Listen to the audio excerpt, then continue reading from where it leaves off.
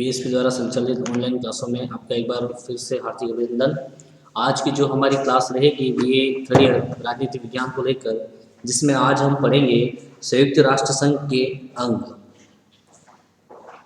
संयुक्त राष्ट्र संघ के अंग। इसके पहले वीडियो में इसका निर्माण किस प्रकार से हुआ, सारी बातें हमने कर रखी थी। संयुक्त राष्ट्र संघ के अंग। तो जो संयुक्त राष्ट्र संघ हमारा बना था 24 अक्टूबर 1945 में, ठीक है, उसके अंग निम्नलिखित है। नंबर 1 के बारे में मैं बात करूं तो संयुक्त राष्ट्र महासंघ का जो पहला अंग है वो कहलाता है महासभा। तो पहला अंग हो गया महासभा। दूसरे अंग की अगर हम बात करें तो दूसरा अंग है वह है सुरक्षा परिषद। सुरक्षा परिषद, ठीक है। तीसरा जो संयुक्त राष्ट्र संघ का अंग है वह है न्याय परिषद। न्याय परिषद एक बार हम सारे देख लेते हैं। वैसे 6 अंग हैं, लेकिन वर्तमान में 5 ही अस्तित्व में है। अभी बात करेंगे, ये वाला अभी वर्तमान में अस्तित्व में नहीं है। तो पहला अंग हो गया महासभा, दूसरा हो गया सुरक्षा परिषद, तीसरा हो गया न्याय परिषद, चौथा जो अंग है वह है सचिवालय। सचिवालय ये चौथा अंग हो गया महासभा का। पांचवें अंग की अगर हम बात करें तो पांचवा जो अंग है वह है आर्थिक और सामाजिक परिषद। आर्थिक और सामाजिक परिषद। आर्थिक और सामाजिक परिषद ये पांचवा अंग है। छठा जो अंग है वह है अंतर्राष्ट्रीय न्यायालय। अंतर्राष्ट्रीय न्यायालय,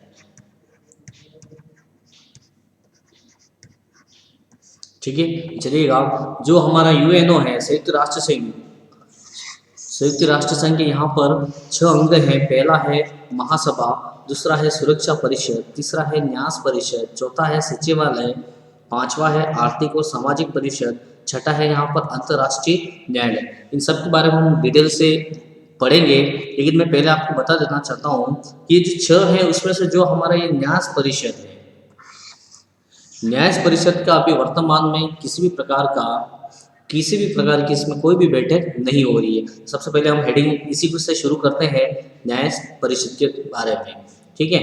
तो हेडिंग लिख रहा हूँ मैं। जो तीसरे अंग को हम पहले पढ़ रहे हैं, न्याय परिषद। न्याय परिषद, ठीक है। यह यूएन का जो संगठन है इसको इसलिए स्थापित, सबसे पहले हम बात करेंगे कि स्थापित करने के कारण क्या था।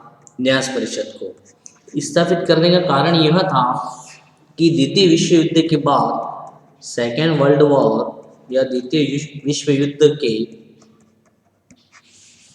बाद जो देश आत्मनिर्णय लेने में सक्षम नहीं थे उनकी संरक्षण और क्या की जाए, देखभाल की जाएगी। किसके द्वारा की जाएगी, तो यूएनओ के द्वारा की जाएगी। ये एक महत्वपूर्ण फैक्ट है, याद रखना है कि न्याय परिषद की स्थापना क्यों की गई थी। तो इसलिए की गई थी न्याय परिषद की स्थापना कि द्वितीय विश्व युद्ध के बाद वे देश जो अपना निर्णय खुद नहीं ले सकते थे, ठीक है, तो उनके संरक्षण व देखभाल के लिए किसकी स्थापना की गई थी, न्याय परिषद की स्थापना की गई थी। और उस समय की बात मैं बताऊं तो उस समय कुल 11 देश न्याय परिषद के अधीन थे।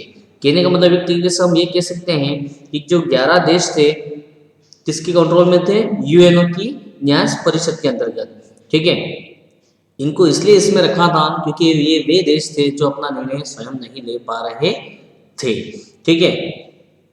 इसके अगर सदस्य के रूप में अगर हम बात करें, इसमें सदस्य न्याय परिषद के बारे में अगर हम बात करें सदस्य के बारे में, तो इसमें 5 महाशक्तियों के अंतर्गत, 5 महाशक्तियों के अलावा 5 महाशक्तियां, वही सुरक्षा परिषद के स्थायी सदस्य आगे बात करेंगे। 5 महाशक्तियों के अतिरिक्त इसमें एक तो था न्यूजीलैंड, ऑस्ट्रेलिया, न्यूजीलैंड और ऑस्ट्रेलिया। ये इसके क्या थे, सदस्य थे। तो कुल सदस्य संख्या कितनी होगी न्याय परिषद की, 7 हो गई। 5 तो महाशक्तियां थी और 2 न्यूजीलैंड और ऑस्ट्रेलिया।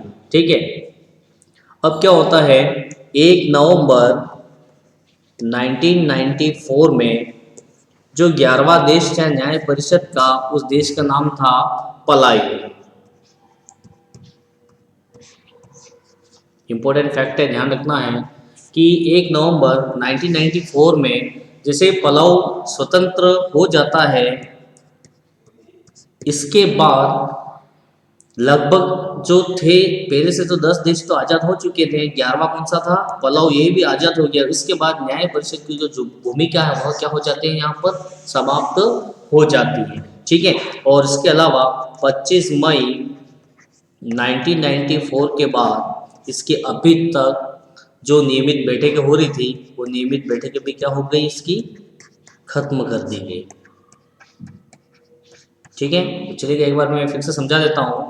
न्याय परिषद जो हम पहला अंग पढ़ रहे हैं, वर्तमान में ये अस्तित्व में नहीं है। क्यों अस्तित्व में नहीं है, तो सबसे पहले अगर हम न्याय परिषद के बारे में बात करें तो इसकी स्थापना का कारण क्या था, तो द्वितीय विश्व युद्ध के बाद वे देश जो कि अपना निर्णय स्वयं नहीं ले पा सकते थे, ठीक है, और अपना खुद का बचाव भी नहीं कर पा रहे थे, तो ऐसे देशों को किसके अंतर्गत कर दिया, न्याय परिषद के अंतर्गत कर दिया गया।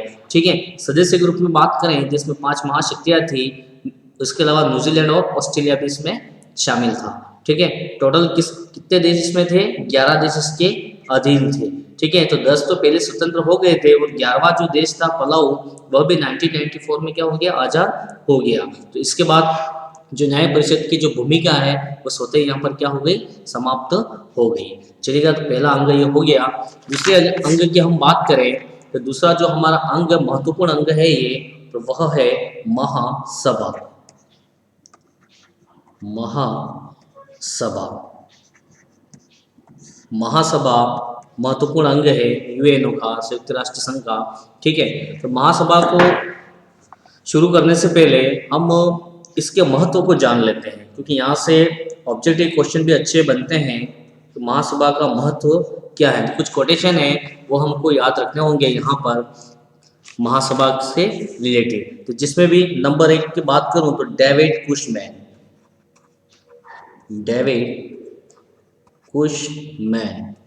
इन्होंने एक अच्छी बात कही है महासभा को लेकर। डेविड कुशमैन का कहना है कि जो महासभा है वह यूएनओ का केंद्रीय अंग है। डेविड कुशमैन ने क्या कहा है कि महासभा यूएनओ संयुक्त राष्ट्र संघ का केंद्रीय अंग है,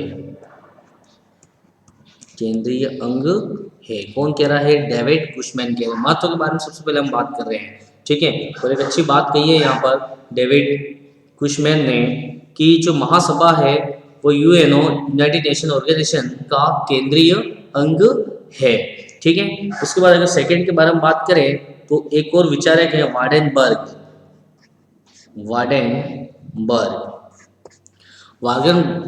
वार्डनबर्ग ये कहते हैं कि जो महासभा है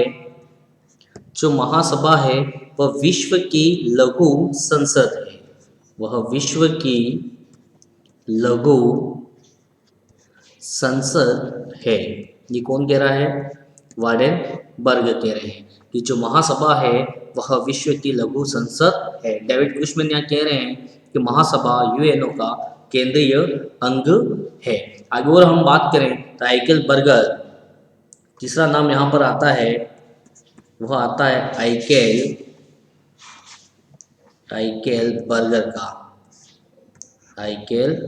बर्गर। ठीक है, आइकेल बर्गर ये कहते हैं कि जो महासभा है वह विश्व का उन्मुक्त अंतःकरण है, कह रहे हैं विश्व का उन्मुक्त अंतःकरण है। ये कोटेशन याद रखने हैं क्योंकि इस बार ऑब्जेक्टिव कर दिया है यूनिवर्सिटी ने हमारे, तो ये सारे कोटेशन आपको उसमें हेल्प करेंगे। ठीक है, चलिए एक बार फिर से मैं रिपीट करवा देता हूँ। डेविड कुशमैन का कहना है कि जो महासभा है वो यूएनओ का क्या है, केंद्रीय अंग है।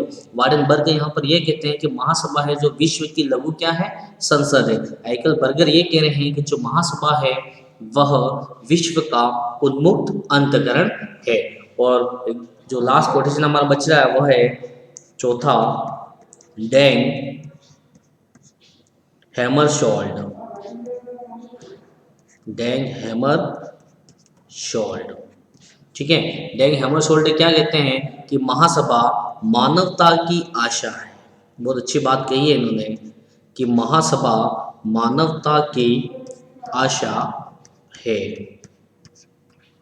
मानवता की आशा है। तो ये इस तरीके से दे सकता है कि एक और चार विचारों का नाम दे देगा, सामने कोटेशन दे देगा और आपस में मैच करने का ये भी हो सकता है। तो ये हो गया, महत्व हो गया महासभा का। डेविड फिशमैन का कहना है कि महासभा यूएनओ का केंद्रीय अंग है। हाइकलबर्गर ये कहते हैं कि महासभा विश्व का उन्मुक्त अंतःकरण है। डैंग हैमरशोल्ड का कहना है कि महासभा मानवता की आशा है। वार्डनबर्ग ने ये कहा है कि महासभा विश्व की क्या है, लघु संसद है। चलेगा, अब हम आगे बढ़ते हैं महासभा को लेकर। तो पहला पॉइंट तो हो गया महत्व का। दूसरा पॉइंट है यहाँ पर हम महासभा का बना सकते हैं प्रतिनिधित्व, कि महासभा में कौन कौन से देश क्या करेंगे, प्रतिनिधित्व करेंगे।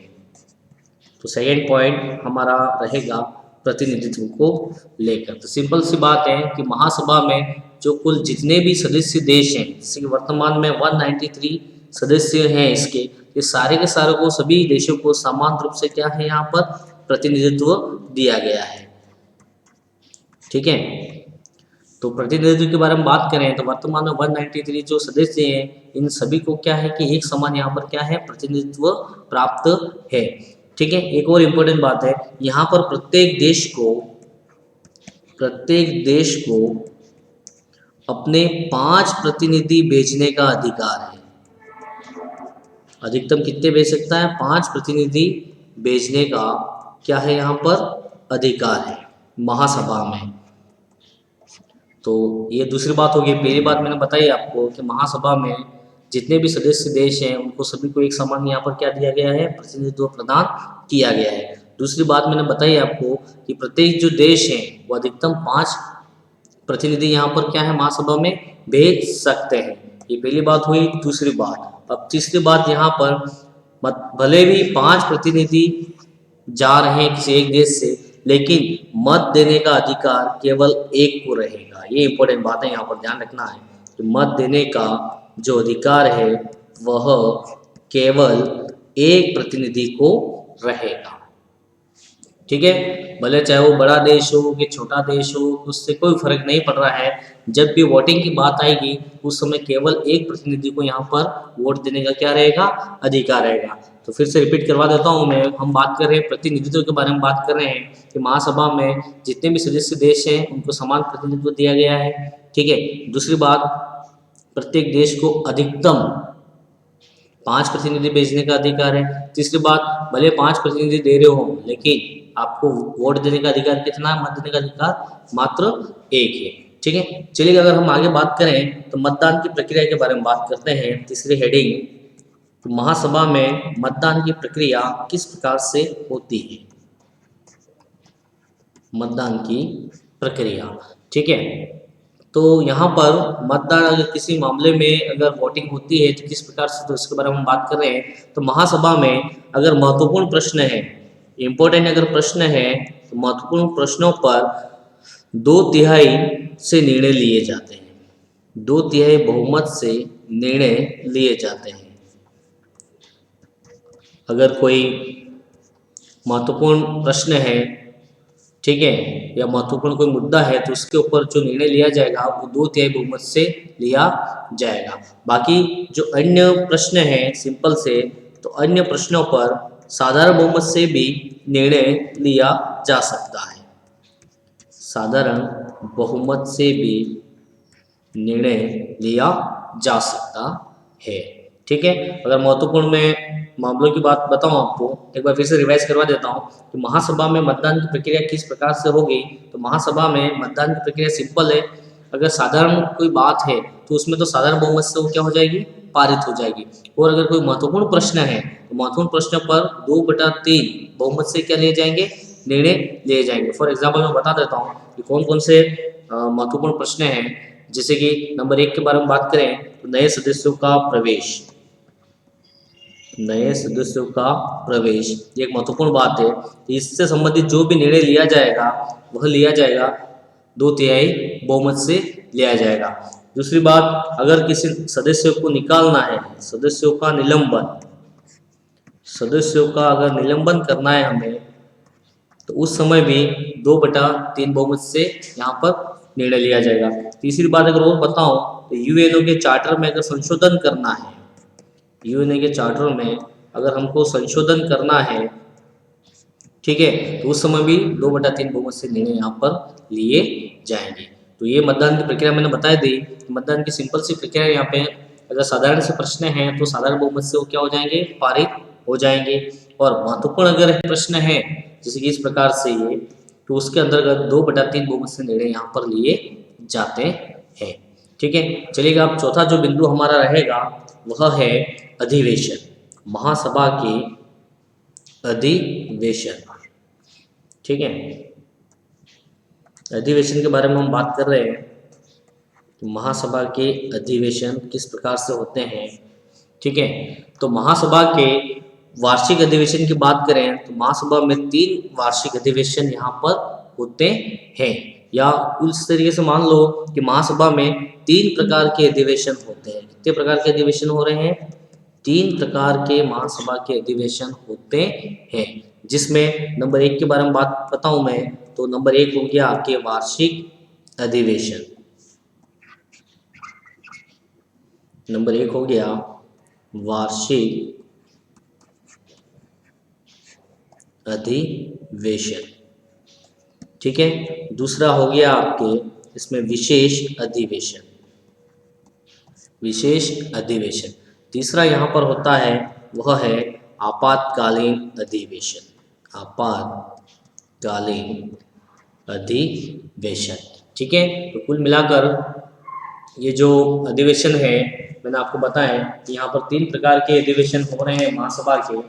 ठीक है, पहला हो गया वार्षिक अधिवेशन हो गया, दूसरा विशेष अधिवेशन हो गया, ठीक है, और तीसरा कौन सा हो गया, आपातकालीन अधिवेशन हो गया। ठीक है, महासभा की जो नियमित बैठक होती है वह वर्ष सितंबर में शुरू होती है। जो नियमित बैठक की बात कर रहे हैं हर वर्ष सितंबर माह का जो दूसरा मंगलवार होता है इस दिन शुरू होती है। नियमित बैठक की बात करें हम तो सितंबर माह का जो दूसरा मंगलवार होता है, यहाँ से लेकर क्रिसमस तक महासभा की जो अनिवार्य बैठक है वह यहाँ पर हो रही है। एक और इम्पोर्टेंट बात याद रखना कि जो महासभा का जो पहला अधिवेशन है वह हुआ था 10 जनवरी 1946 को। महासभा का पहला अधिवेशन यहाँ पर हुआ था। सिंपल सी बात है, फिर से रिपीट कर रहे हैं कि अधिवेशन यहाँ पर 3 प्रकार के हो रहे हैं, वार्षिक अधिवेशन हो गया, विशेष अधिवेशन हो गया और आपातकालीन अधिवेशन हो गए। ठीक है, महासभा की जो नियमित बैठक होती है, तारीख याद रखनी है, सितंबर माह के जो दूसरे मंगलवार से ये शुरू होती है और लगभग चलती है ये क्रिसमस तक यहाँ पर चलती है। ठीक है, अब बैठक की बात चल रही है तो कुछ जीके के हिसाब से भी बता दें हम। ठीक है, अब तक महासभा में केवल 4 महिलाओं ने अध्यक्षता की है। ये जीके के हिसाब से बात कर रहे हैं कि अब तक महासभा के जो जितने भी वार्षिक अधिवेशन हो रहे हैं उसमें केवल 4 महिला ने अध्यक्षता की है। जिसमें नंबर 1 के बारे में अगर मैं बात बताऊं तो नंबर 1 पे हमारा भारत से ही है विजय लक्ष्मी पंडित, विजय लक्ष्मी। ठीक है, ये आपके 1953 में महासभा के अध्यक्ष के रूप में इन्होंने अध्यक्षता की थी। दूसरी की बात करें तो एनजी एलिजाबेथ, ये दूसरी महिला थी। ठीक है, और ये थी लाइबेरिया से थी। कहाँ से थी, लाइबेरिया। नीचे लिख लेता हूँ, ये थोड़ा आ नहीं रहा है। ये महिला जो थी वह थी लाइबेरिया से थी। कहाँ से थी, लाइबेरिया से थी। और इन्होंने 1969 में महासभा की क्या की थी, अध्यक्षता की थी। हम बात कर रहे हैं कि अभी तक केवल 4 महिलाओं ने अध्यक्षता की है। नंबर 1 पे विजय लक्ष्मी पंडित 1953 में भारत से हैं ये। फिर एनजे एलिजाबेथ जो कि लाइबेरिया से हैं 1969 में। थर्ड नंबर के बारे में अगर हम बात करें तो शेख इयाशा, शेख इया शाह, ठीक है, 2006 में इन्होंने अध्यक्षता की तो और ये रहने वाली है बहरीन की, ठीक है। और नंबर 4 के बारे में अगर हम बात करें तो मारिया फर्नांडा, मारिया फर्नांडा, ठीक है, ये इन्होंने अध्यक्षता की थी 2018 में और ये रहने वाली है इक्वेडोर से। कहाँ की रहने वाली है? इक्वेडोर से रहने वाली है। एक बार फिर से रिवाइज करवा देता हूँ मैं। हम बात कर रहे हैं महासभा के अधिवेशन के बारे में बात कर रहे हैं। तो अभी तक 3 प्रकार के अधिवेशन होते हैं, वार्षिक अधिवेशन, विशेष अधिवेशन, देन आपातकालीन अधिवेशन। जो नियमित बैठक हो रही है वो कब हो रही है? सितंबर माह के दूसरे मंगलवार से शुरू होती है और किस के दिन यहाँ पर क्या हो जाती है? समाप्त हो जाती है। अभी तक कुल 4 महिलाओं ने महासभा की अध्यक्षता की है, जिसमें नंबर 1 पर आते हैं विजय लक्ष्मी पंडित, भारत से 1953। सेकेंड नंबर पे एनजे एलिजाबेथ 1969 लाइबेरिया से थी वे। फिर शेख इयाशा बहरीन से थी और मारिया फर्नांडा ये थी अपने इक्वेडोर से थी, ठीक है। चलिए अब हम आगे बढ़ते हैं। अब जो नेक्स्ट पॉइंट है हमारा 5वां, वो आएगी महासभा की समितियां। महासभा की समितियां, महासभा अपने विशेष बहुत सारी जो समितियां उसके माध्यम से काम करती है, ठीक है। तो इसमें जो महासभा की समितियां उसमें 6 महत्वपूर्ण समितियां हैं, ठीक है। 6 महत्वपूर्ण समितियां हैं। ये कौन कौन से उसके बारे में बात करते हैं। नंबर 1 पे आती है विधि समिति। नंबर 1 पे विधि। क्वेश्चन आ सकता है कि निम्न में से कौन सी महासभा की समिति नहीं है, तो नंबर 1 पे आ गई हमारी विधि समिति आ गई। नंबर 2 की बात करें तो इसमें आ गई प्रशासनिक व बजट समिति। नंबर 2 पे आ गई प्रशासनिक व बजट समिति। तीसरे प्रकार की अगर समिति के बारे में बात करें तो यह आती है निशस्त्रीकरण, निशस्त्रीकरण एवं अंतर्राष्ट्रीय सुरक्षा समिति, अंतर्राष्ट्रीय सुरक्षा समिति।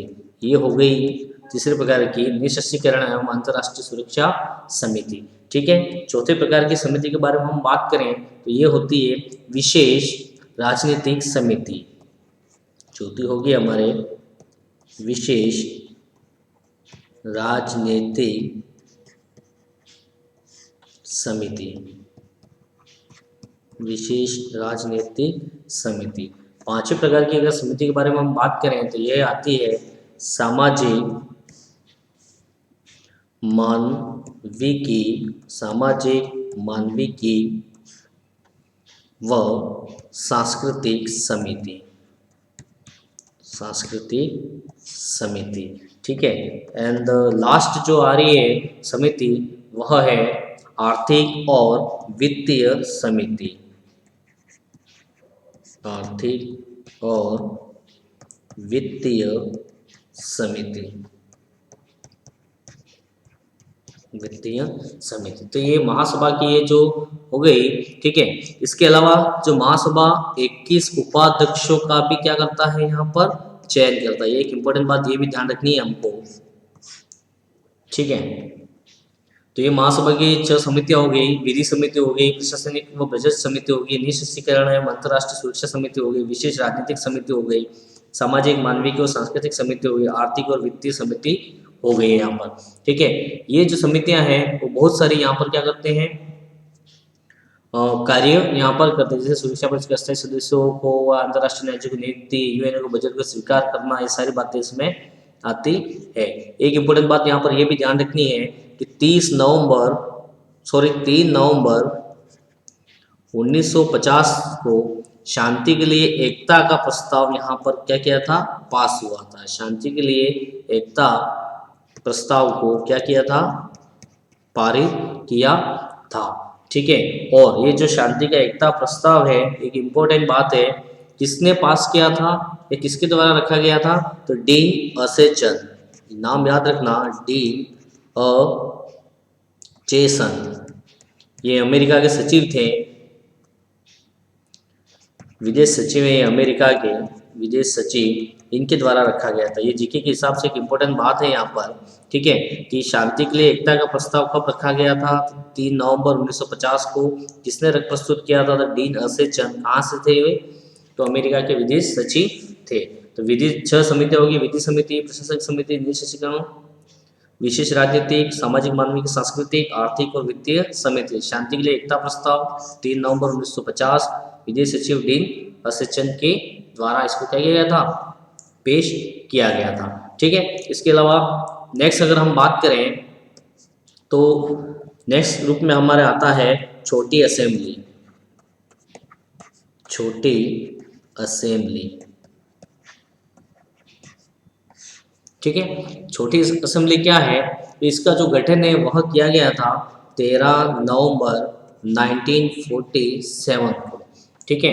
इसका कार्य क्या है कि मान लो कि जब महासभा का अधिवेशन न चल रहा हो, ठीक है, कि महासभा का अधिवेशन नहीं चल रहा हो और किसी मुद्दे पर अगर विचार करना है तो इसके लिए किसका यूज किया जाता है? छोटी असेंबली में वह निर्णय लिया जा सकता था, ठीक है। फिर से रिपीट कर रहा हूँ, छोटी असेंबली क्या है?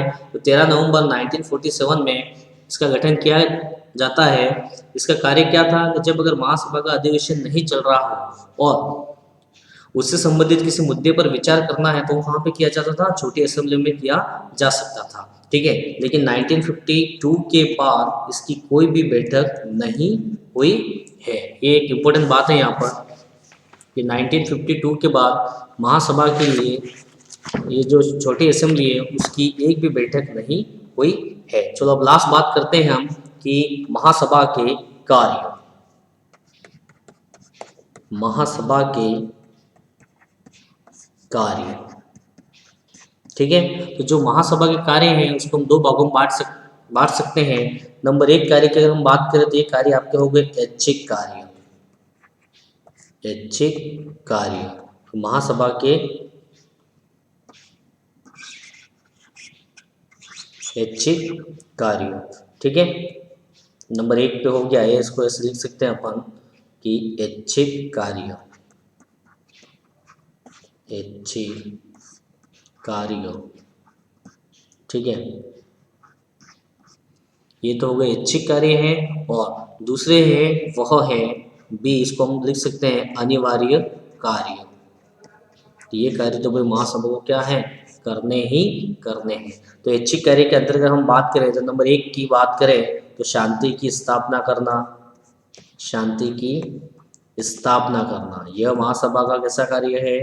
तो ऐच्छिक कार्य है, ठीक है। दूसरी अगर हम बात करें तो अंतर्राष्ट्रीय शांति बनाए रखना। अंतर्राष्ट्रीय शांति को बनाए रखना यह महासभा का दूसरा ऐच्छिक कार्य है। तीसरी की अगर हम बात करें तो निशस्त्रीकरण की पहल करना। निशस्त्रीकरण को बढ़ावा देना या पहल करना यह भी महासभा के ऐच्छिक कार्य के अंतर्गत आता है, ठीक है। इंपॉर्टेंट ये है कि महासभा के अनिवार्य कार्य कौन कौन से हैं, ठीक है। तो अनिवार्य कार्य की अगर हम बात करें तो महासभा का जो पहला अनिवार्य कार्य वह है कि यूएनओ का बजट पास करना।